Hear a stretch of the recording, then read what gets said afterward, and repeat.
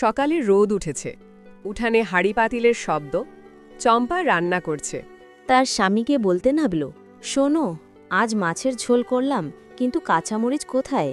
মরিচ না থাকলে ভর্তা হবে কি দিয়ে বলো? এই ভর্তার কথা রোজ সকালেই শুনি। আরে একটু অন্য কিছু খেতে পারো না?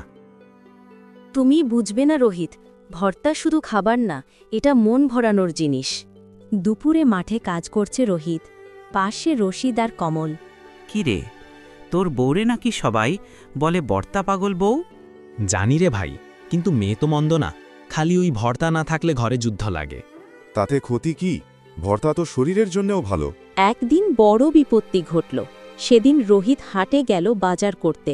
চাল, ডাল, লবণ সব কিনল, কিন্তু সবচেয়ে জরুরি জিনিসটা কাঁচামরিচ কিনতে ভুলে গেল। রোহিত বাজার নিয়ে বাড়ি ফিরল, কিন্তু কাঁচামরিচ না আনার কথা শুনে চম্পা রেগে গেল। তুমি মরিচ আনো নেই, এখন আমি ভর্তা বানাবো কি দিয়ে? রাগ করো না, আমি এক্ষুনি বাজার থেকে মরিচ আনতে যাচ্ছি। তারপর রোহিত আবার বাজারে গিয়ে মরিচ নিয়ে আসলো। রোজ রোজ এত মরিচ মরিচ করো কেন? তোমার এই ভর্তার জন্য গ্রামের সকলে আমায় কথা শোনায়।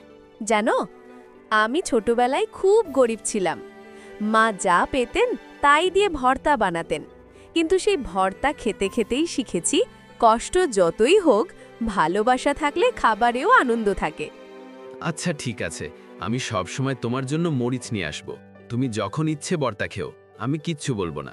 এভাবেই রোহিত আর চম্পা হাসি খুশি দিন কাটাতে লাগলো।